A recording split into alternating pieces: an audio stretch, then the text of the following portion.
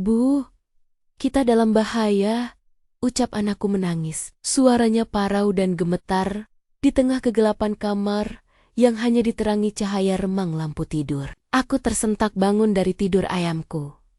Jantungku berdegup kencang, seolah baru saja dipukul palu godam. Lo, putri kecilku yang baru berusia 7 tahun, sedang mencengkeram lenganku dengan kuku-kuku Nia yang kecil.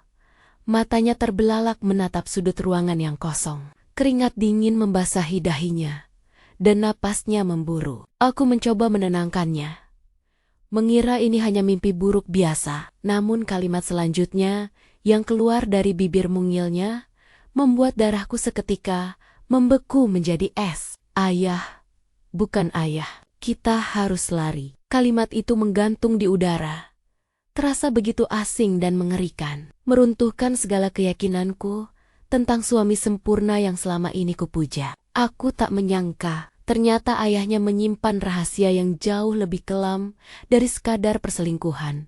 Sebelum ceritanya dimulai, silakan tulis di kolom komentar dari daerah mana saja teman-teman yang mendengarkan cerita ini.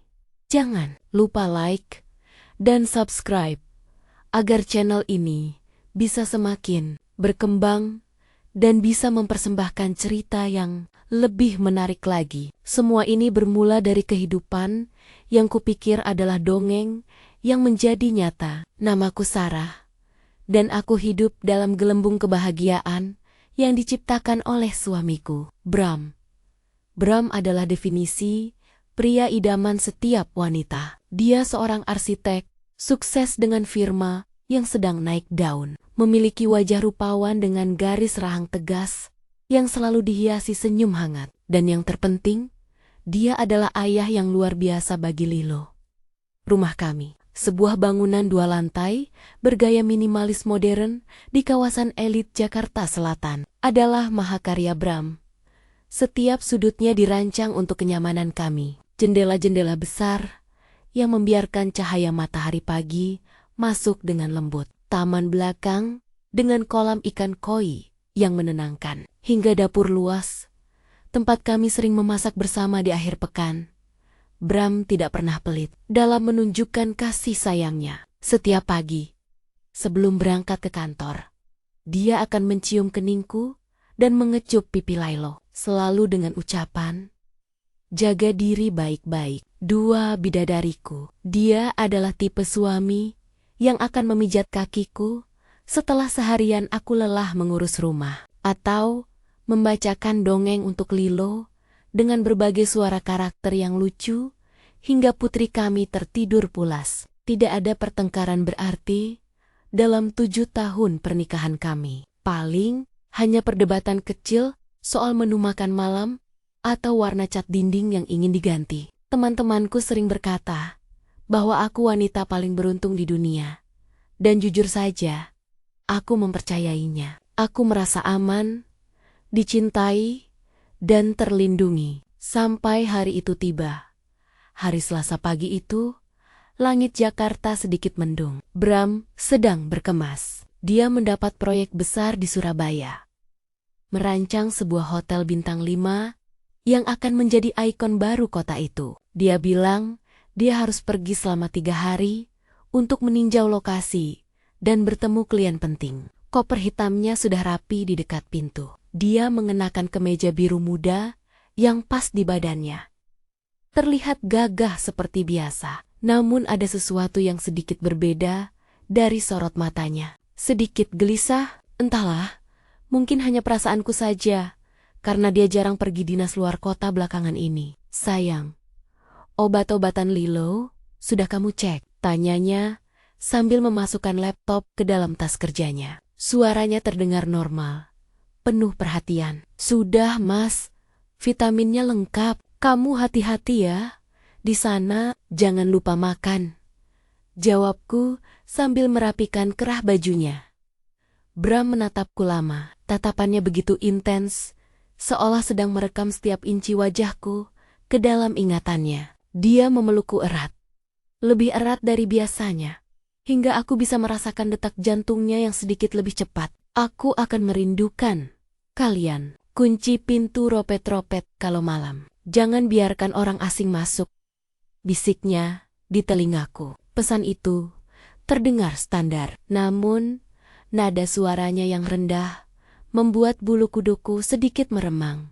Setelah mobil Bram menghilang di balik gerbang kompleks, suasana rumah mendadak terasa hampa. Lo pulang sekolah dengan wajah lesu. Awalnya aku mengira dia hanya sedih karena ayahnya pergi, tapi sore harinya suhu badannya melonjak drastis. Termometer menunjukkan angka 39,2 derajat Celcius. Lilo, demam tinggi.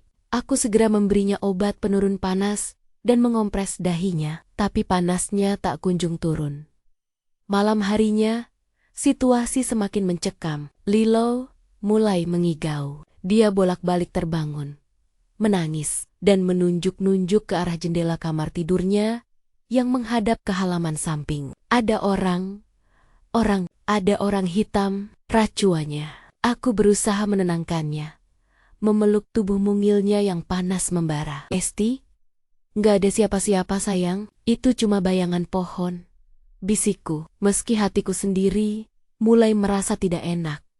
Puncaknya adalah ketika Lilo tiba-tiba duduk tegak di tempat tidur dengan mata terbuka lebar, namun tatapannya kosong. Dia mencengkeram lenganku dan mengucapkan kalimat yang menjadi awal mimpi burukku. Bu, kita dalam bahaya. Ayah, bukan ayah. Kita harus lari. Setelah mengucapkan itu, Lilo kembali terkulai lemas. Jatuh tertidur karena kelelahan, menyisakan aku yang duduk terpaku dalam kegelapan. Kalimat itu terus terngiang di kepalaku. Ayah, bukan ayah. Apa maksudnya? Apakah Lilo melihat sesuatu yang tidak aku ketahui? Atau ini hanya efek halusinasi demamnya? Logika orang dewasaku berusaha menepisnya, meyakinkan diri bahwa anak kecil sering bicara ngawur saat sakit. Tapi naluri keibuanku berteriak lain. Ada alarm bahaya yang berdering nyaring di kepalaku.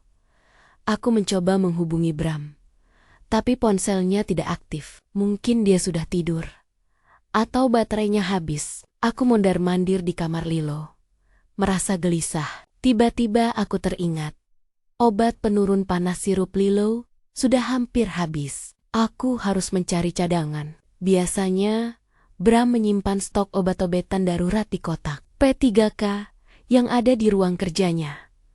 Ruang kerja Bram adalah area yang jarang kumasuki tanpa izin. Bukan karena dia melarang, tapi karena aku menghormati privasinya dan tumpukan kertas gambar kerjanya yang rumit. Namun malam ini, aku tidak punya pilihan. Aku membuka pintu ruang kerja itu perlahan. Ruangan itu berbau kertas tua dan aroma parfum maskulin Bram yang khas. Gelap dan sunyi. Aku menyalakan lampu meja belajar. Kotak P3K ada di rak buku, di barisan paling atas. Aku mengambil kursi untuk memanjat dan meraihnya. Saat tanganku meraba-raba mencari kotak obat, sikutku tak sengaja menyenggol deretan buku tebal tentang arsitektur kuno. Brok, 2 buku tebal jatuh ke lantai. Salah satunya terbuka lebar. Jantungku hampir copot karena kaget. Tapi kekagetanku berubah menjadi kebingungan saat melihat ada sebuah benda asing yang terlempar keluar dari salah satu buku tebal yang bagian tengah. Halamannya sudah dilubangi secara rapi, membentuk kotak. Itu sebuah ponsel. Sebuah ponsel hitam model lama. Bukan smartphone canggih seperti yang biasa dipakai Bram. Kenapa Bram menyembunyikan ponsel di dalam buku yang dilubangi? Tanganku gemetar saat memungut ponsel itu. Layarnya retak sedikit, tapi masih berfungsi. Baterainya tinggal 1 bar. Tanpa sadar, aku menekan tombol home. Tidak ada kata sandi. Layar langsung menyala, menampilkan wallpaper hitam polos. Pikiranku langsung meliar ke arah perselingkuhan. Apakah Bram punya wanita lain? Apakah ini ponsel khusus untuk menghubungi simpanannya? Rasa mual mulai menjalar di perutku. Aku siap untuk sakit hati, siap untuk marah. Namun, apa yang kutemukan di dalamnya jauh lebih mengerikan daripada sekadar chat mesra dengan wanita lain. Aku membuka menu pesan. Tidak ada nama kontak. hanya deretan angka. Pesan terakhir dikirim 2 jam yang lalu, saat Bram seharusnya sudah sampai di Surabaya. Isi pesan, target sudah diisolasi. Eksekusi, minggu depan. Pastikan tidak ada jejak. Aku menutup mulutku dengan tangan, menahan pekikan ngeri. Target, eksekusi, apa maksudnya ini? Aku menggulir layar ke atas dengan jari yang semakin dingin. Pesan 2 hari yang lalu. Subjek 1S ke pasar pukul 8. Subjek 2 lebar. Sekolah jam 7:15 menit. Rumah kosong selama 4 jam. Instalasi tahap akhir bisa dilakukan. Subjek 1. S. Sarah. Subjek 2. Lebar Lilo. Bram memantau jadwal kami. Bram melaporkan kegiatan kami kepada seseorang. Tapi, untuk apa? Dia suami dan ayah kami. Dia tahu jadwal kami tanpa perlu melaporkannya seperti data intelijen. Aku beralih ke menu galeri foto. Jantungku serasa berhenti berdetak. Galeri itu penuh dengan foto-foto candid aku dan Lilo. Foto aku sedang tidur. Foto Lilo sedang bermain di taman. Foto aku sedang memasak. Semuanya diambil dari sudut-sudut yang aneh, dari celah ventilasi, dari balik rak buku. Bahkan, ada foto aku di kamar mandi yang diambil dari sudut atas exhaust fan. Rasa mual itu kini tak tertahankan. Aku berlari ke kamar mandi tamu di dekat ruang kerja dan memuntahkan isi perutku. Tubuhku gemetar hebat. Rumah ini, rumah impian yang dibangun Bram untuk kami, ternyata adalah penjara pengintaian. Suamiku sendiri yang memasang semua ini. Aku kembali ke ruang kerja, memaksa diriku untuk berpikir jernih, meski ketakutan mulai mencekik leherku. Aku memeriksa aplikasi lain di ponsel itu. Ada sebuah aplikasi bernama IP Cam Viewer. Dengan tangan gemetar, aku membukanya. Layar ponsel itu menampilkan 9 kotak kecil, 9 live feed dari kamera CCTV. Kamera 1, ruang tamu, kamera 2, dapur, kamera 3, lorong lantai 2, kamera 4, kamar tidur utama, kamar kami, kamera 5, kamar Lilo. Aku melihat diriku sendiri di layar kecil itu. Atau lebih tepatnya, kursi kosong di ruang kerja tempat aku duduk tadi, karena rupanya ada kamera tersembunyi juga di ruang kerja ini. Dan yang membuat darahku mendesir ngeri, di kamera 5, aku bisa melihat Lilo yang sedang tidur gelisah di kamarnya. Sudut pengambilannya dari mata boneka beruang besar yang duduk di atas lemari pakaian Lilo. Boneka beruang hadiah ulang tahun dari Bram bulan lalu. Ya Tuhan, desisku lirih. Air mata mulai mengalir deras di pipiku tanpa bisa ku bendung. Bram memasang kamera di mata boneka anaknya sendiri. Kegilaan macam apa ini? Tiba-tiba, ponsel di tanganku bergetar. Sebuah pesan baru masuk. Pengirim, unknown number. Isi pesan, kenapa kamera 6 mati? Cek koneksinya sekarang. Jangan sampai ada blind spot sebelum hari HT. Kamera 6, aku buru-buru melihat layar aplikasi lagi. Kotak ke-6 memang bertuliskan nomor signal. Tapi di mana kamera 6 itu? Labelnya bertuliskan basement. Rumah ini tidak punya basement. Atau setidaknya, itulah yang ku tahu selama 7 tahun tinggal di sini. Dalam denah rumah yang pernah ditunjukkan Bram, tidak pernah ada ruang bawah tanah. Pikiranku berpacu. Lilo, benar, kami dalam bahaya.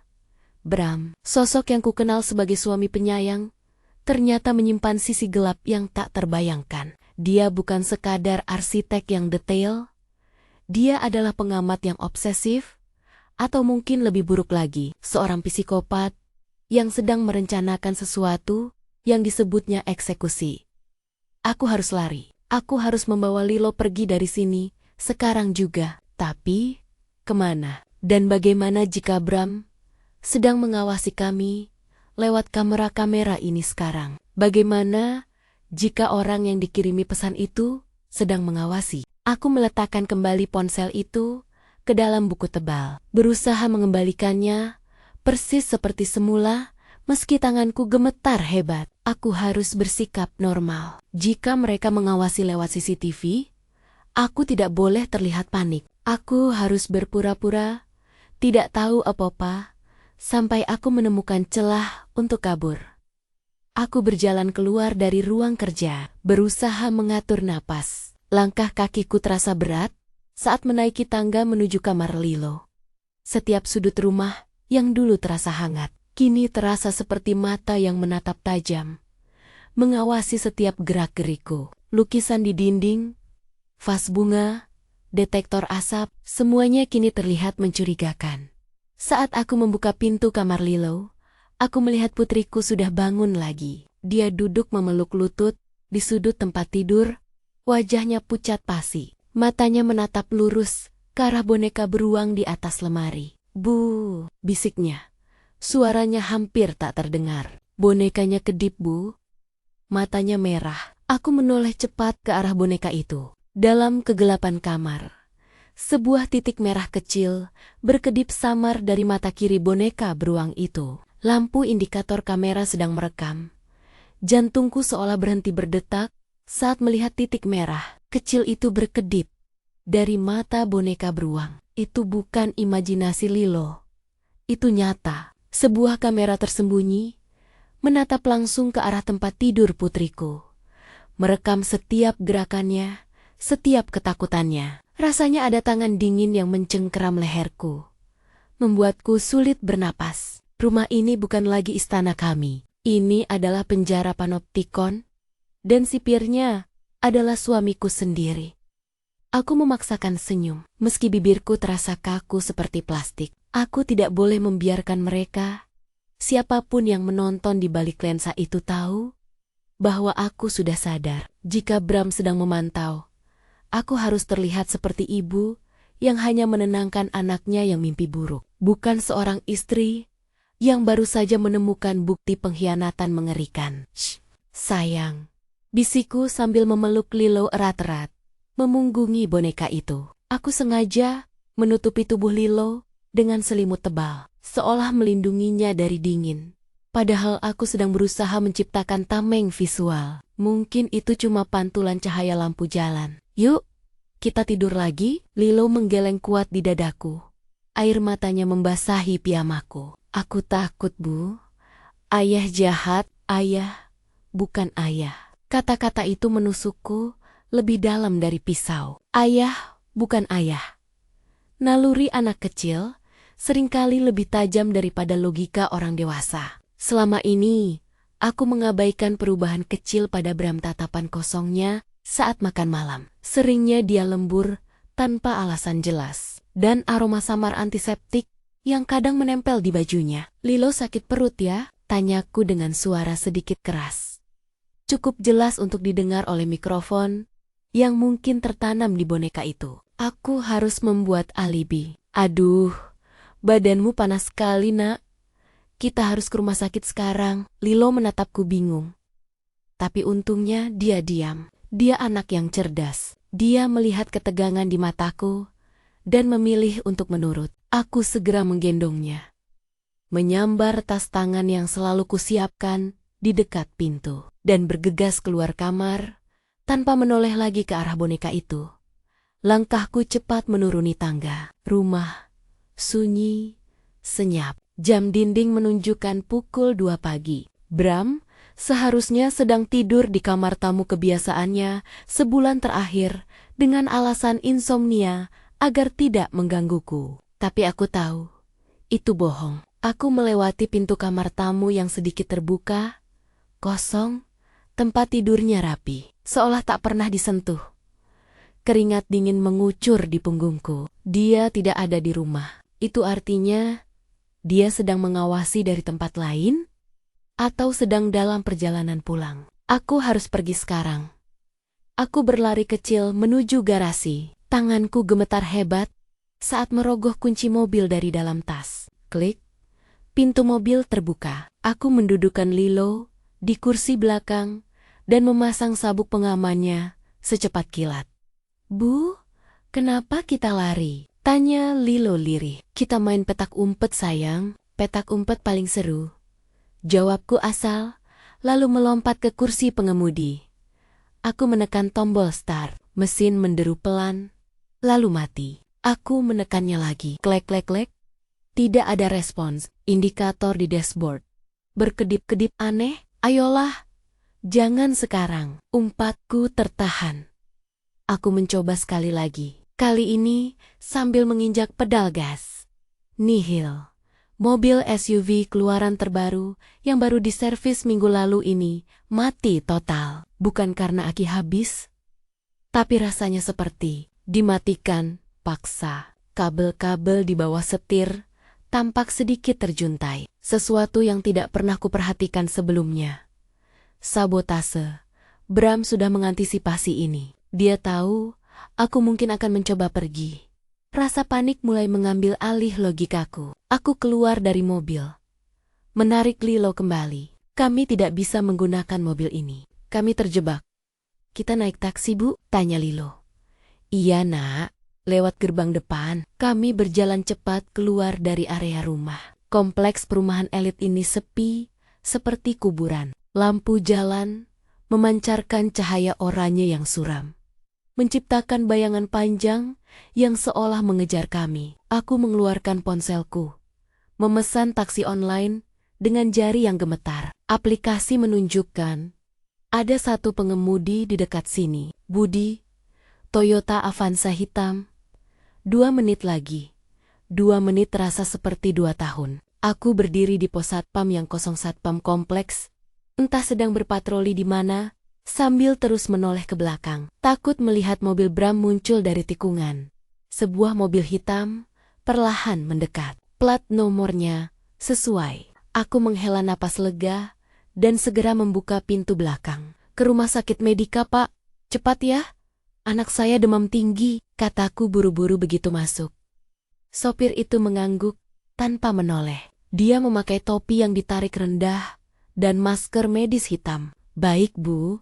Suaranya berat dan serak. Mobil melaju. Awalnya aku merasa lega, tapi perasaan itu perlahan berubah menjadi ketidaknyamanan yang merayap di tengkukku. Sopir ini terlalu sering melirik ke kaca spion tengah. Matanya yang terlihat di balik bayangan topi menatap tajam ke arahku, bukan ke jalanan. Anaknya sakit apa, Bu? Tanyanya tiba-tiba. Pertanyaan wajar, tapi nadanya terdengar aneh, datar tanpa empati. Demam, jawabku singkat. Suaminya nggak ikut. Pertanyaan itu membuatku waspada. Suami saya menyusul. Dia polisi, sedang dinas malam. Jadi dia akan langsung ke sana sama teman-temannya. Aku berbohong, berharap status polisi bisa membuatnya berpikir 2 kali jika berniat jahat. Sopir itu terkekeh pelan, suara tawanya kering. Oh, polisi ya? Hebat. Tapi kok lewat jalan tikus begini, Bu? Jalan utama. Lebih cepat. Aku melihat keluar jendela. Dia benar. Kami tidak berada di jalan protokol menuju rumah sakit. Kami sedang melewati gang-gang sempit di daerah industri tua yang gelap dan sepi. Pak, ini bukan jalan ke rumah sakit. Berhenti, teriakku. Refleks memeluk Lilo. Ini jalan pintas, Bu. Tenang saja, jawabnya santai. Tapi dia justru menekan gas lebih dalam. Saya bilang, berhenti. Aku meraba pegangan pintu, tapi terkunci dari pusat. Kepanikan memuncak. Apakah ini orang suruhan Bram? Apakah dia sudah merencanakan penculikan ini? Sejak aku memesan taksi, aku melihat ponselku. Sinyal GPS berkedip lemah. Pak, kalau Bapak tidak berhenti, saya teriak, ancamku.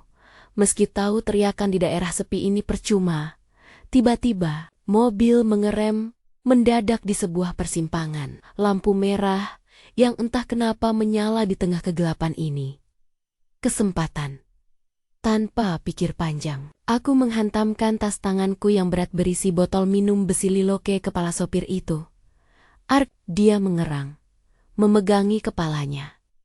Aku segera membuka kunci manual di pintu, mendorongnya terbuka, dan menarik Lilo keluar. Kami berlari sekuat tenaga ke arah minimarket 24 jam, yang kulihat cahayanya samar-samar di ujung jalan. Aku tidak menoleh ke belakang, meski mendengar suara pintu mobil terbanting dan teriakan marah. Sopir itu, kami masuk ke minimarket dengan napas terengah-engah. Pegawai kasir yang sedang mengantuk terlonjak kaget melihat kami yang berantakan. "Mbak, tolong panggilkan taksi lain." "Taksi konvensional. Tolong," pintaku memelas. Setengah jam kemudian, kami sudah berada di sebuah motel murah di pinggiran kota. Jauh dari rumah sakit yang kusebutkan tadi. Aku sengaja menyesatkan jejak. Jika sopir tadi benar orang suruhan Bram, dia pasti akan melapor bahwa aku menuju ke rumah sakit. Bram akan mencari di sana. Motel ini bau rokok dan lembab, tapi setidaknya pintunya memiliki kunci grendel besi yang kokoh. Lilo sudah tertidur karena kelelahan di atas kasur yang spraynya terlihat kusam. Aku duduk di lantai, bersandar pada pintu, menatap layar ponselku. Aku harus tahu siapa yang kuhadapi. Tanganku mendial nomor yang sudah lama tidak kuhubungi. Raka, teman kuliahku dulu, yang sekarang menjadi pengacara sukses dan memiliki akses ke detektif swasta serta database kependudukan. Dulu kami sempat dekat, tapi aku memilih Bram, pilihan yang kini kusesali seumur hidup. "Halo, Sarah? Jam segini?" Suara Raka terdengar serak. Baru bangun tidur. "Raka, tolong aku, jangan tanya kenapa. Tapi ini soal hidup dan mati. Aku butuh kamu cek sesuatu sekarang juga." Nada bicaraku yang gemetar membuat Raka langsung sadar sepenuhnya. "Oke, Sarah. Tarik napas. Apa yang kamu butuhkan?" "Cek data suami aku, Bramantio Hanggara. Lahir 12 Mei tahun 1980. Cek semuanya. Riwayat medis, catatan sipil, apa saja yang aneh.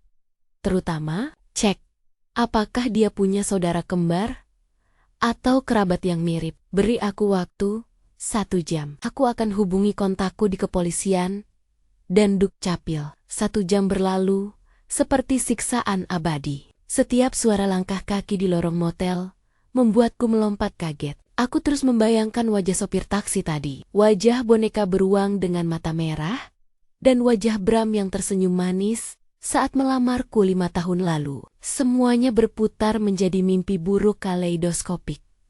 Ponselku bergetar. Nama Raka muncul di layar. Aku mengangkatnya dengan cepat. "Sarah." Suara Raka terdengar berat, ragu-ragu. "Kamu di mana sekarang?" "Kamu aman?" "Aku di tempat aman." "Katakan Raka, apa yang kamu temukan?" Hening sejenak. "Sarah, data yang kamu kasih tentang Bramantio Hanggara, ada ketidakcocokan fatal."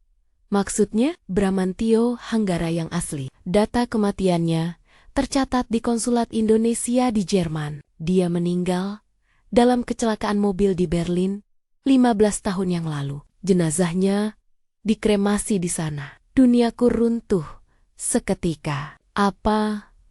Tapi aku menikah dengannya 5 tahun lalu. Aku punya akta nikah, KTP-nya, semuanya." "Dokumen itu palsu." Sarah sangat rapi, tapi palsu. Orang yang menikahimu memakai identitas orang mati. "Lalu, siapa yang tidur di sebelahku selama 5 tahun ini?" "Siapa?" "Ayah Lilo." Jeritku tertahan. Air mata mulai mengalir deras. Aku gali lebih dalam, menggunakan foto pernikahanmu yang pernah kamu posting di Facebook. Aku jalankan facial recognition di database kriminal lama yang bisa diakses kantorku. Pria itu, namanya Adrian. Adrian Hanggara. Dia saudara tiri Bram yang dibuang oleh keluarga besar Hanggara karena masalah perilaku sejak remaja. Dia punya riwayat gangguan kepribadian antisosial dan pernah dirawat di rumah sakit jiwa di Jawa Timur selama 3 tahun. Aku menutup mulutku, menahan mual. Adrian, pria yang selama ini kupanggil Bram, pria yang begitu lembut dan penuh kasih sayang di awal pernikahan kami, ternyata adalah pasien rumah sakit jiwa yang mencuri identitas saudaranya yang sudah mati. Tapi kenapa aku, Raka? Kenapa dia menargetkan aku? Ini bagian yang paling buruk, Sarah. Suara Raka merendah. Kamu ingat ayahmu? Pak Hakim Prasetyo. Tentu saja, ayah meninggal 2 tahun sebelum aku menikah. Ayahmu saat masih menjadi jaksa penuntut umum 20 tahun lalu. Dialah yang menuntut ibu kandung Adrian dalam kasus korupsi yayasan. Ibunya Adrian meninggal di penjara karena depresi. Adrian saat itu masih remaja. Dia bersumpah di depan pengadilan akan menghancurkan keturunan jaksa yang memenjarakan ibunya. Tubuhku lemas hingga aku merosot sepenuhnya ke lantai yang dingin. Ini bukan tentang cinta. Pernikahan ini, Lilo, kehidupan bahagia yang kami bangun. Semuanya adalah panggung sandiwara. Ini adalah balas dendam. Adrian tidak membunuhku langsung. Karena itu terlalu mudah. Dia ingin menghancurkanku perlahan. Dia ingin aku jatuh cinta, memiliki keluarga, merasa aman, lalu merenggutnya satu persatu, sampai aku gila. Dia ingin aku merasakan apa yang dia rasakan saat ibunya diambil. Dan sekarang, dia tahu, aku sudah mulai curiga. Sarah, dengarkan aku. Pria ini berbahaya. Sangat berbahaya. Kamu harus pergi ke kantor polisi sekarang juga. Desak Raka. Tidak bisa, Raka. Dia punya koneksi. Dia selalu bilang, punya teman di kepolisian. Tadi, sopir taksi itu, aku curiga, dia suruhan Adrian. Aku tidak bisa percaya siapapun. Oke, kirimkan lokasimu sekarang. Aku akan jemput kamu. Jangan keluar kamar sampai aku datang. Kunci pintu, ganjal dengan kursi. Mengerti? Hujan deras mengguyur kaca depan mobil Mercedes hitam itu, menyamarkan air mata langit yang seolah menangisi nasib wanita di dalam motel kumuh di seberang sana. Di dalam kabin mobil yang hening dan beraroma kulit mahal, Adrian duduk diam. Tidak ada kepanikan dalam gerak-geriknya. Tidak ada napas memburu, seperti orang yang sedang mengejar buruan. Yang ada, hanya ketenangan yang membekukan, sedingin mayat yang sudah lama terkubur. Jari-jarinya yang lentik mengetuk pelan setir kemudi, mengikuti irama musik klasik Moonlight Sonata yang mengalun pelan dari sistem audio mobil. Di pangkuannya, sebuah tablet menyala terang, menampilkan peta digital dengan 1 titik merah yang berkedip stabil. Bodoh, gumam Adrian pelan, sudut bibirnya terangkat, membentuk senyuman sinis yang tidak mencapai matanya. Kamu pikir mematikan ponsel bisa menyelamatkanmu, Sarah? Matanya beralih menatap foto lama yang terselip di dashboard. Foto seorang wanita kurus kering dengan tatapan kosong di balik jeruji besi. Ibunya, wanita yang dihancurkan oleh keserakahan ayah, Sarah. Adrian ingat betul bagaimana ayahnya Sarah dengan senyum dermawan palsu di wajahnya menjebak ibunya dalam kasus penipuan investasi bodong, padahal ibunya hanyalah kambing hitam untuk menutupi kerugian perusahaan ayah Sarah. Ibunya membusuk di penjara, sementara Sarah kecil tumbuh di istana yang dibangun dari tulang belulang. Kebahagiaan keluarga Adrian. Darah harus dibayar darah, Sarah. Tapi kematian terlalu mudah untukmu. Bisiknya pada bayangan di kaca spion. Aku ingin melihatmu kehilangan segalanya. Hartamu, kewarasanmu, dan yang paling penting, harapanmu. Adrian kembali menatap tabletnya. Titik merah itu bukan berasal dari ponsel Sarah. Adrian sudah memperhitungkan bahwa suatu hari Sarah mungkin akan mencoba lari. Dia adalah perencana yang obsesif. 6 bulan lalu, saat ulang tahun Lilo yang keempat, Adrian memberikan hadiah boneka beruang besar yang dia beri nama Mr. Bobo. Lilo tidak pernah tidur tanpa boneka itu. Dan di dalam perut boneka yang empuk itu, tertanam pelacak GPS mikro, bertenaga baterai jangka panjang yang tidak akan bisa dideteksi oleh pemindai amatir. Sarah membawa Lilo, yang berarti dia membawa pelacaknya sendiri. Dia membawa kehancurannya dalam pelukan anaknya. Adrian mematikan mesin mobil, Dia tidak membawa senjata api. Dia tidak butuh pistol untuk menghabisi seseorang. Dia punya senjata yang jauh lebih mematikan. Hukum dan manipulasi psikologis. Dia meraih sebuah map tebal, berwarna biru tua, dari kursi penumpang. Merapikan jas mahalnya, lalu melangkah keluar menembus hujan. Setiap langkah kakinya di aspal basah terasa berat dan penuh tujuan. Dia menaiki tangga motel murah itu. Suara langkah sepatu kulitnya yang tegas teredam oleh gemuruh petir. Dia berhenti di depan pintu. Bernomor ke-204. Dia bisa mendengar isak tangis tertahan dari dalam. Adrian tidak menendang pintu. Dia mengetuk 3 kali. Pelan, sopan, dan teratur. Sarah. Sayang, buka pintunya. Di luar, dingin. Suara di dalam kamar, seketika senyap. Hening yang mencekam. Aku tahu. Kamu di dalam. Mobil taksi yang mengantarmu masih terparkir di radius 2 kilometer dari sini. Sopirnya sedang makan malam di warung Tegal. Kamu tidak pandai bersembunyi. Terdengar suara benda berat digeser mungkin. Lemari atau kursi yang diseret ke depan pintu. Usaha yang sia-sia. Adrian mengeluarkan kunci duplikat master yang dia beli dari resepsionis motel di bawah dengan harga 2 juta rupiah. Uang selalu bisa membeli loyalitas orang-orang miskin. Klik, pintu terbuka sedikit, tertahan oleh rantai pengaman dan tumpukan kursi yang diganjal Sarah. Adrian menghela napas panjang, seolah menghadapi anak kecil yang sedang merajuk. Sarah, jangan membuat ini menjadi adegan drama murahan. Kita berdua orang berpendidikan, ucap Adrian datar. Dia mendorong pintu dengan bahunya yang kokoh. Kursi kayu murahan di balik pintu itu bergeser dengan suara berdecit menyakitkan, memberikan celah cukup bagi Adrian untuk melihat ke dalam. Di sudut ruangan, Sarah memeluk Lilo erat-erat. Wajah istrinya pucat pasi, matanya bengkak, dan di tangannya tergenggam pecahan kaca dari gelas yang dipecahkan. Senjata yang menyedihkan. Jangan mendekat, teriak Sarah.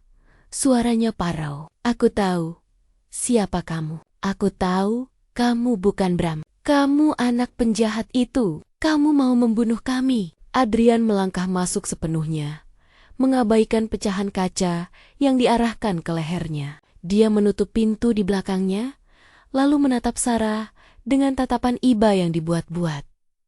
Membunuhmu? Adrian tertawa kecil. Suara tawanya kering dan hampa. Sarah, imajinasimu terlalu liar. Itukah sebabnya kamu melarikan diri dan membawa anak kita ke tempat kotor ini? Karena paranoid? Jangan sebut dia anakmu, jerit Sarah. Adrian melangkah lebih dekat, menginjak rema-rema biskuit yang berserakan di lantai motel murahan itu, tanpa peduli. Aura dominasinya memenuhi ruangan sempit yang berbau apek tersebut, membuat udara terasa semakin tipis bagi Sarah. Dia bisa melihat pantulan ketakutan di mata Lilo, anak semata wayangnya yang kini gemetar hebat di pelukannya. Adrian, atau siapapun nama asli pria di hadapannya ini, menikmati setiap detik ketakutan mereka. Kamu sakit, Sarah? Bisik Adrian lembut. Nada suaranya begitu meyakinkan, seolah dia adalah suami yang paling perhatian di dunia. Kamu mengalami delusi pasca trauma. Polisi sudah menunggu di luar. Mereka datang bukan untuk menangkapku, tapi untuk menolongmu, membawamu ke tempat di mana kamu bisa sembuh. Kalimat itu menghantam Sarah lebih keras daripada tamparan fisik. Dia tahu persis apa arti tempat untuk sembuh dalam kamus Adrian. Rumah sakit jiwa. Jika dia dibawa ke sana, hak asuh Lilo akan jatuh sepenuhnya ke tangan Adrian. Dan Sarah akan dibungkam selamanya dengan obat-obatan penenang. Sementara Adrian menguasai seluruh harta peninggalan ayahnya. Sarah melirik ke arah pintu. Sirina polisi sayap-sap terdengar mendekat. Dia kalah. Untuk saat ini, dia benar-benar kalah telak. Namun, di tengah keputusasaan yang mencekik itu, sebuah ingatan melintas di benak Sarah seperti kilat. Ingatan tentang ayahnya, almarhum Pak Handoko, yang selalu paranoid tentang keamanan dokumen. Brankas tua di ruang bawah tanah.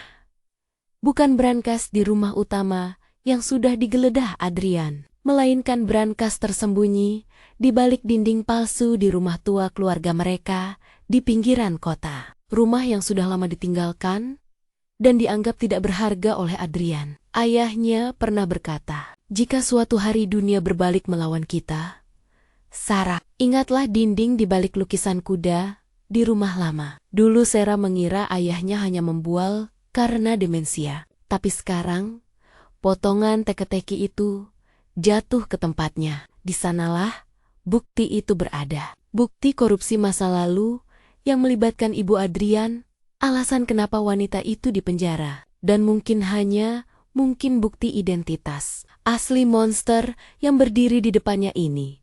Sarah perlahan menurunkan pecahan kaca itu. Tangannya lemas. Dia harus memainkan peran ini. Jika dia melawan sekarang, dia akan diseret paksa. Jika dia menyerah, dia bisa membeli waktu. Mungkin kamu benar, Mas, ucap Sarah lirih, menundukkan kepalanya. Air mata mengalir di pipinya. Kali ini bukan karena takut, tapi karena akting yang harus dia lakukan demi nyawa anaknya. Aku merasa bingung. Kepalaku sakit sekali. Senyum tipis terbit di bibir Adrian. Nah, begitu lebih baik, sayang. Jangan khawatir. Aku akan mengurus semuanya. Kita pulang dulu, ya? Atau ke dokter? Pulang, jawab Sarah cepat. Aku ingin pulang ke rumah kita. Aku rindu kamarku. Adrian tampak puas. Egonya yang besar membuatnya percaya bahwa manipulasi mentalnya telah berhasil meruntuhkan kewarasan Sarah. Dia tidak menyadari bahwa di balik tatapan kosong Sarah ada api dendam yang mulai membara, siap membakar segalanya. Perjalanan kembali ke rumah mewah mereka terasa seperti perjalanan menuju neraka. Lilo tertidur di pangkuan Sarah karena kelelahan menangis. Sementara Adrian menyetir dengan santai sambil bersiul kecil mengikuti lagu di radio. Sesampainya di rumah, Adrian langsung mengunci semua pintu akses keluar. Dia menyita ponsel Sarah, memutus telepon rumah, dan memecat asisten rumah tangga dengan alasan Sarah butuh ketenangan total. Rumah itu kini menjadi penjara yang sempurna. Hari-hari berikutnya adalah perang saraf yang sunyi. Sarah bertingkah seperti istri yang patuh namun rapuh. Dia memasak, membersihkan rumah, dan sering terlihat melamun menatap dinding kosong. Dia membiarkan Adrian memberinya obat-obatan yang katanya vitamin penenang. Yang diam-diam Sarah muntahkan kembali setiap kali dia ke kamar mandi. Malam itu, hujan turun deras, menutupi suara langkah kaki di dalam rumah. Adrian sedang duduk di ruang kerja, menikmati segelas whisky sambil memeriksa dokumen-dokumen perusahaan yang kini dipegangnya. Sarah masuk dengan nampan berisi kopi panas. Wajahnya datar. Rambutnya sedikit berantakan. Persis seperti gambaran wanita yang jiwanya mulai retak. "Mas," panggil Sarah pelan. Adrian menoleh. Matanya menyipit menilai. "Ya, sayang, kenapa belum tidur?" "Aku mimpi buruk lagi," kata Sarah, meletakkan kopi di meja. Dia duduk di kursi di hadapan Adrian. Tatapannya menerawang. "Aku mimpi tentang Bram. Bram yang asli." Dia bilang, dia kedinginan. Dia bilang, airnya sangat dalam. Tangan Adrian yang memegang gelas whisky berhenti di udara. Keheningan yang berat menggantung di antara mereka. "Itu hanya mimpi, Sarah," jawab Adrian dingin, tapi rasanya nyata sekali. Lanjut Sarah, suaranya mulai bergetar, memainkan peran orang gila dengan sempurna. Dia bilang, rem mobilnya tidak blong. Dia bilang, ada seseorang yang memotong kabelnya. Seseorang yang sangat dia kenal. Adrian meletakkan gelasnya dengan keras. Bunyi dentingan kaca beradu dengan kayu meja, membuat suasana semakin tegang. "Jangan mulai lagi dengan omong kosong itu." Sarah tertawa kecil, tawa yang terdengar tidak wajar. Dia berdiri, berjalan perlahan mengelilingi meja kerja, mendekati Adrian dari belakang. Jantungnya berdegup kencang karena disaku daster tidurnya. Ponsel lamanya yang berhasil dia sembunyikan sedang merekam percakapan ini. Dia harus memancing Adrian. Dia harus membuat egonya terpeleset. "Mas, kamu tahu, kadang aku berpikir kamu hebat sekali," bisik Sarah tepat di telinga Adrian. Bram itu lemah. Dia terlalu baik, terlalu naif. Dia tidak pantas memimpin perusahaan papa. Tapi kamu kuat. Kamu mengambil apa yang kamu mau. Adrian menoleh, menatap Sarah dengan sorot mata yang sulit diartikan. Ada keterkejutan, tapi juga ada kebanggaan yang aneh di sana. Pujian Sarah, meski datang dari mulut seorang wanita yang dianggapnya gila, membelai egonya. Bram memang lemah, gumam Adrian tanpa sadar. Dia bahkan tidak sadar saat aku menukar botol minumannya sebelum dia berangkat hari itu. Dia pikir aku sahabatnya, saudaranya. Darah Sarah berdesir hebat. Ini dia, pengakuan itu. Tapi dia butuh lebih. Dia butuh detail yang tak terbantahkan. Menukar minumannya, Sarah bertanya dengan nada polos seperti anak kecil. "Kenapa?" "Supaya dia mengantuk." Adrian tertawa meremehkan. Pengaruh alkohol dan rasa aman palsu membuatnya lengah. "Mengantuk?" "Tidak, Sarah. Itu racun pelumpuh saraf dosis rendah. Cukup untuk membuatnya lemas. Cukup untuk membuatnya tidak bisa menginjak rem atau memutar setir saat jalanan mulai menurun tajam menuju jurang itu." Polisi bodoh itu hanya melihat mobil yang hancur dan menyimpulkan remblong. Mereka tidak pernah memeriksa darah mayat yang sudah hangus terbakar. Sarah merasa mual. Kakinya lemas mendengar detail keji itu. Suaminya yang asli, Bram, dibakar hidup-hidup dalam kecelakaan yang direkayasa, sementara dia tak berdaya karena racun. "Jadi, dia masih sadar saat mobilnya terbakar?" tanya Sarah. Suaranya tercekat, namun dia berusaha menyamarkannya sebagai rasa ingin tahu yang morbid. Adrian berdiri, berjalan menuju jendela, menatap hujan. Dia sadar. Dia sadar. Aku melihatnya dari atas tebing. Dia mencoba berteriak, tapi suaranya tidak keluar. Itu pemandangan yang membebaskan. Saat itu aku tahu, hidupku yang menyedihkan sebagai anak koruptor sudah berakhir. Aku menjadi Bramantio Handoko. Aku mengambil wajahnya, hartanya, dan istrinya. Adrian berbalik, menatap Sarah dengan senyum iblis. "Dan kamu tahu apa bagian terbaiknya? Kamu bahkan tidak menyadarinya selama 5 tahun. Kamu tidur di sebelah pembunuh suamimu, melahirkan anak dari benih pembunuh suamimu.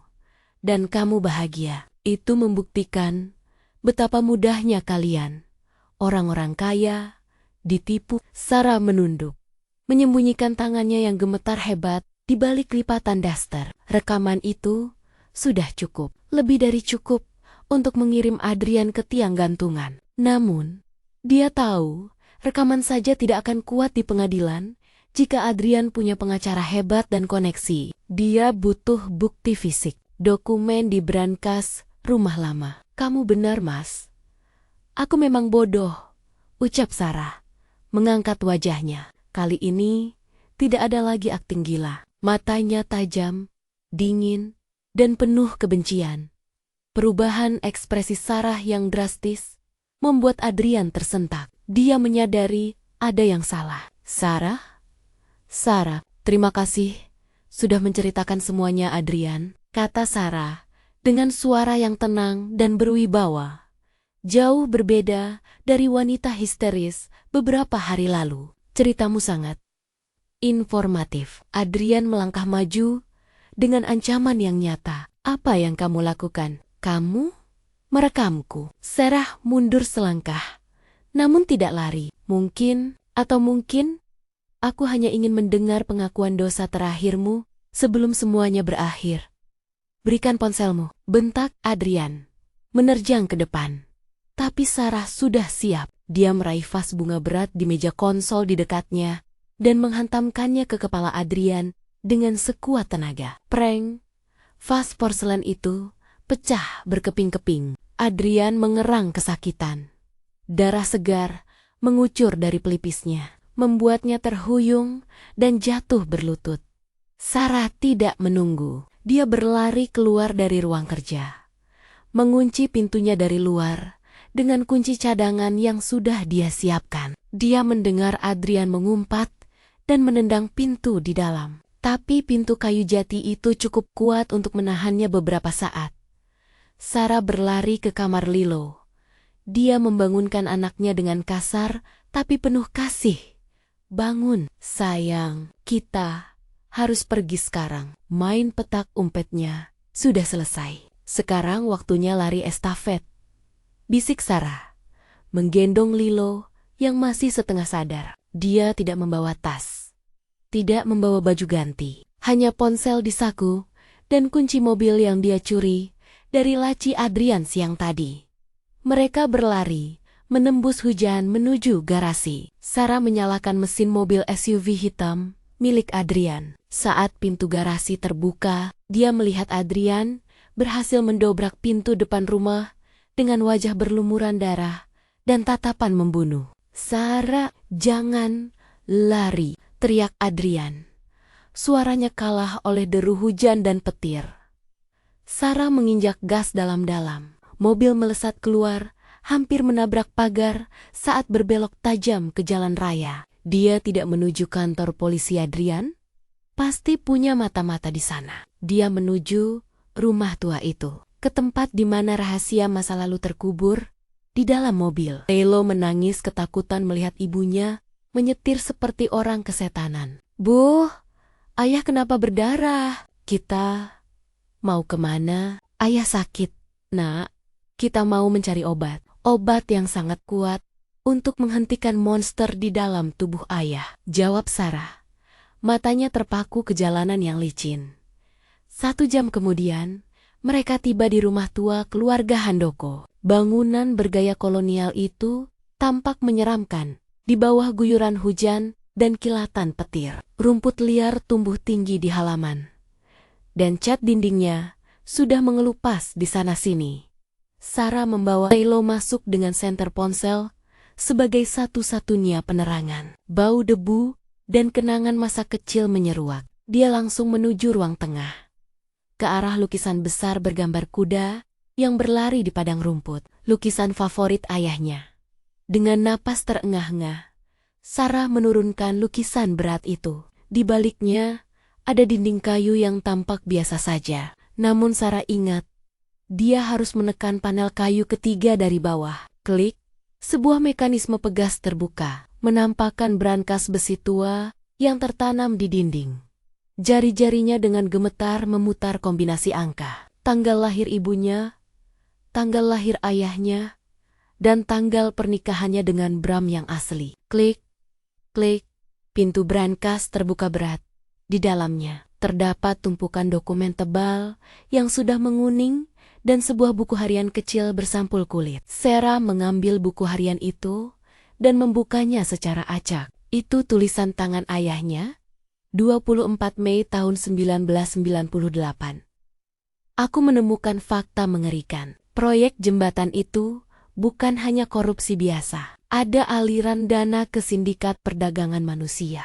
Istri rekan bisnisku, Ratna, ibu dari anak bernama Adrian, itu ternyata adalah otak di balik pencucian uangnya. Jika aku melaporkan ini, nyawaku dan keluargaku terancam. Tapi aku harus menyimpan bukti ini untuk jaga-jaga." Mata Sarah membelalak. Jadi, Adrian bukan sekadar anak koruptor. Dia adalah anak dari gembong kriminal. Dan dokumen-dokumen di brankas ini bukan hanya bukti korupsi, tapi juga bukti jaringan kejahatan yang jauh lebih besar. Suara langkah kaki berat terdengar menaiki tangga. Itu langkah kaki yang sangat kukenal, langkah kaki Adrian. Atau mungkin, lebih tepatnya, monster yang selama ini memakai wajah suamiku. Tanganku gemetar hebat saat aku meraba-raba ponsel di saku celana. Layarnya retak, tapi masih menyala. Aplikasi perekam suara cloud otomatis yang kupasang diam-diam seminggu lalu masih aktif. Aku mengarahkan kamera ponsel ke arah dokumen-dokumen yang berserakan di dalam brankas, memastikan setiap lembar, setiap tulisan tangan ayahku terekam dan terunggah detik itu juga ke server yang tidak bisa dia akses. Jaringan internet di ruang rahasia ini memang lambat, tapi cukup untuk mengirimkan potenggen-potenggen kebenaran yang akan menghancurkannya. Sarah, sayang, kau di mana? Suara Adrian terdengar lembut. Terlalu lembut. Itu nada yang sama yang ia gunakan saat melamarku, saat Lilo lahir, saat dia berjanji akan melindungi kami dari dunia. Tapi sekarang, nada itu terdengar seperti gesekan pisau di atas kaca. Lilo memeluk kakiku erat. Wajahnya pucat pasi. Dia tidak menangis lagi, tapi matanya yang bulat itu memancarkan ketakutan yang membuat hatiku remuk. Bu, bisiknya tanpa suara. Aku berlutut, mensejajarkan wajahku dengan wajah putraku. Lilo, dengar ibu. Apapun yang terjadi, kamu harus lari ke kamar mandi dan kunci pintunya. Jangan keluar sampai ada orang berseragam polisi yang memanggil namamu. Mengerti? Anak itu menggeleng. Air matanya kembali tumpah. Aku mau sama ibu.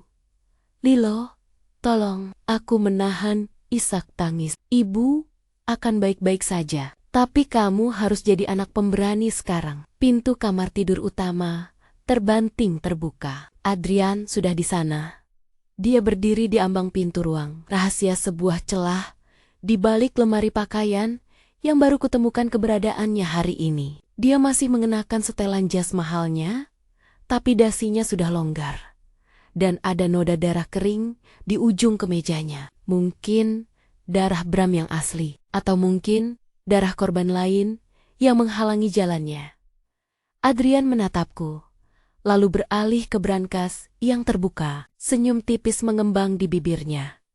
Senyum yang dingin dan hampa. Jadi, kau sudah tahu semuanya, katanya pelan. Dia melangkah masuk, mengabaikan Lilo yang bersembunyi di balik punggungku. Ayahmu memang cerdas, Sarah, menyimpan bukti di tempat yang paling tidak terduga, di rumah yang dia bangun dengan uang hasil memeras ibuku. Dia tidak memeras ibumu, teriakku. Suaraku parau. Ibumu yang penjahat, dia mencuci uang darah. Adrian, uang dari perdagangan manusia. Adrian tertawa kecil. Tawa yang tidak sampai ke matanya. Semua orang punya dosa, sayang. Ayahmu hanya terlalu pengecut untuk mengakui dosanya sendiri. Dia mengambil keuntungan, lalu berlagak suci dengan menyimpan bukti ini sebagai asuransi. Dia mengeluarkan pistol dari balik jasnya. Moncong hitam itu mengarah lurus ke dadaku. Berikan dokumen itu. Sudah terlambat, kataku. Berusaha berdiri tegak, meski lututku terasa lemas. Semuanya sudah terkirim. Polisi sedang menuju ke sini. Rekaman pengakuanmu, bukti-bukti di brankas ini, semuanya sudah ada di tangan mereka. Wajah Adrian berubah.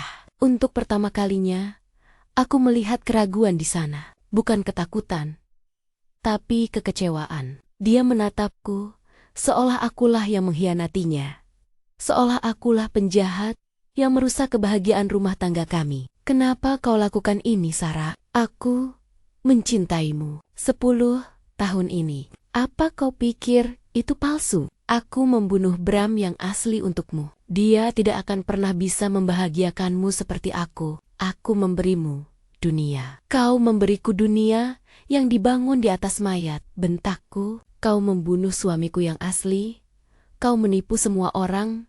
Dan kau menjadikan anak kita. Aku tercekat. Kau menjadikan Lilo tameng emosionalmu. Adrian melangkah maju. Pistolnya masih terarah padaku. Aku ayahnya, Sarah. Darahku mengalir di tubuhnya. Tiba-tiba, suara sirina meraung-raung dari kejauhan. Semakin lama semakin dekat. Cahaya merah dan biru mulai memantul di dinding kamar melalui jendela. Adrian tersentak. Dia melihat ke arah jendela, lalu kembali menatapku dengan tatapan nanar. Mereka datang, gumamnya. Dia bergerak cepat, mencengkeram lenganku. Kita pergi. Kita bisa lari lewat jalur belakang. Aku punya helikopter menunggu di atap gedung kantor. Lepaskan. Aku meronta. Ayah? Sakit? Lilo berteriak. Dia memukul kaki Adrian dengan tangan kecilnya. Jangan sakiti ibu. Ayah jahat. Adrian membeku. Dia menunduk, menatap Lilo yang sedang memukuli kakinya dengan putus asa. Mata anak itu, yang biasanya menatap Adrian dengan kekaguman seorang pahlawan, kini dipenuhi ketakutan murni. Lilo tidak melihat ayahnya. Dia melihat monster. Cengkeraman Adrian di lenganku melonggar. Dia mundur selangkah, seolah tertampar oleh tatapan putranya sendiri. Pistol di tangannya turun perlahan. Lilo, bisiknya. Pergi, teriak Lilo, mundur dan memelukku lagi. Pergi, suara megafon polisi terdengar dari halaman depan. Adrian, kami sudah mengepung rumah ini. Keluar dengan tangan di atas. Adrian menatapku lagi. Kali ini tidak ada kemarahan, hanya ada kesedihan yang teramat sangat. Sebuah lubang hitam yang menelan semua arogansinya. Dia menyadari bahwa dia kalah. Bukan karena polisi yang mengepung rumah. Bukan karena bukti yang kusebar. Tapi karena dia telah kehilangan satu-satunya hal yang mungkin tulus dalam hidupnya yang penuh kepalsuan. Cinta anaknya. Bawa dia keluar, kata Adrian parau. Aku tertegun. Apa? Bawa Lilo keluar. Jangan biarkan dia melihat apa yang akan terjadi. Dia berbalik, berjalan menuju jendela besar di kamar tidur. Dia tidak mengambil sandera. Dia tidak mencoba melarikan diri dengan membawaku paksa. Adrian. Dia menoleh sedikit. Siluetnya tampak kesepian di bawah sorotan lampu sorot polisi. Aku mencintaimu, Sarah. Itu satu-satunya kebenaran yang tidak pernah kupalsukan. Katakan pada Lilo. Katakan padanya, ayahnya sudah pergi jauh. Dia melemparkan pistolnya ke lantai, jauh dari jangkauannya. Kemudian, dia mengangkat kedua tangannya tinggi-tinggi dan berjalan keluar menuju balkon, menyerahkan diri ke dalam sorotan lampu yang menyilaukan. Aku segera memeluk Lilo, menutup matanya dan telinganya, lalu berlari keluar kamar, menuruni tangga secepat mungkin. Aku tidak ingin melihatnya di borgol. Aku tidak ingin melihat akhir dari pria yang selama 10 tahun ini tidur di sampingku. 5 tahun kemudian, angin sore di kota kecil Batu terasa dingin menusuk tulang. Daun-daun mapel di halaman toko bungaku mulai berguguran, menandakan musim kemarau akan segera berakhir. Aku merapikan pot-pot bunga krisan di etalase, menyemprotkan sedikit air agar tetap segar. Ibu, lihat nilaiku. Lilo berlari kecil dari arah sekolah, tas punggungnya membel-bel di punggungnya. Dia sekarang sudah 10 tahun, tumbuh tinggi dan kurus, dengan rambut hitam legam yang semakin hari semakin mirip dengan Adrian. Aku tersenyum, menyeka tangan di apronku. Wah, dapat 100 lagi untuk matematika? Iya dong, dia menyeringai.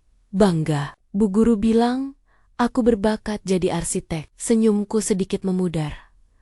Arsitek, itu cita-cita Adrian dulu. Sebelum dia terseret ke dalam bisnis gelap ibunya. Darah memang tidak bisa bohong. Hebat, Nak. Ibu bangga padamu. Aku mengusap kepalanya. Kehidupan kami sekarang jauh berbeda. Tidak ada lagi rumah mewah di Pondok Indah. Tidak ada lagi mobil sport. Tidak ada lagi liburan ke Eropa setiap musim panas. Semua aset Adrian disita negara. Ternyata, hampir seluruh kekayaannya adalah hasil pencucian uang sindikat ibunya yang sudah lama meninggal. Aku dan Lailo memulai semuanya dari nol di kota kecil ini, menggunakan nama gadis ibuku untuk menghindari sorotan media.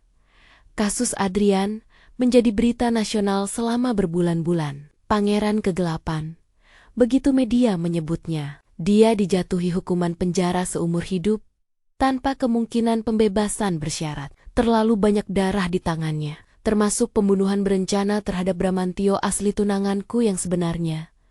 Aku tidak pernah mengunjungi Adrian, tidak sekalipun.